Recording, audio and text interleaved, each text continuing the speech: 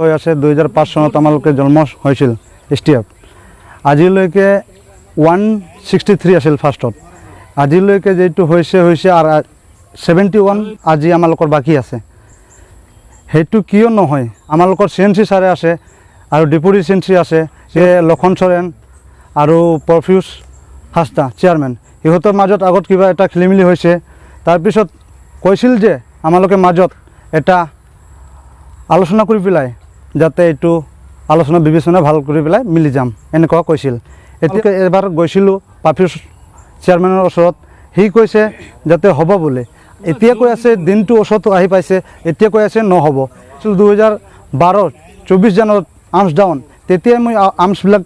down কৰাইছিল গোটেইখিনি এতিয়া আকৌ কৈ আছে যে আৰ্মছবিলাক ডাউন কৰিব লাগে এতিয়া যিমানখিনি আৰ্মছ আছিল সেইবিলাকতো গোটেইখিনি জমা দি দিলোঁ এতিয়া আৰ্মছটো ক'ত পাম আৰু কি কৰিম আৰু ক'ত যাম মই অনুৰোধ জনাই আছোঁ যে হেমন্ত ছাৰক যাতে আমাৰ STFৰ পৰা 71 মানুহ বাকী আছে বঞ্চিত হৈ আছে এইবিলাকখিনি হ'বই লাগিব একো পোৱা নাই এতিয়ালৈকে এজনো আমাৰ 71ত এজনো ষ্টাফেন পোৱা নাই এতিয়ালৈকে ঘৰে ঘৰে মানুহবিলাক কাম কৰি পেলাই খাই আছে আমালোকে চাই ল'ম কি হ'ব যদি এতিয়া যদি কয়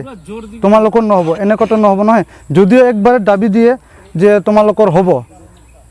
এনেকুৱা যদি আমালোকক কয় যদি হ'ব তেনেহ'লে মই চাম কি হয় যদি কয় নহ'ব তেনেহ'লে আমি আকৌ চাম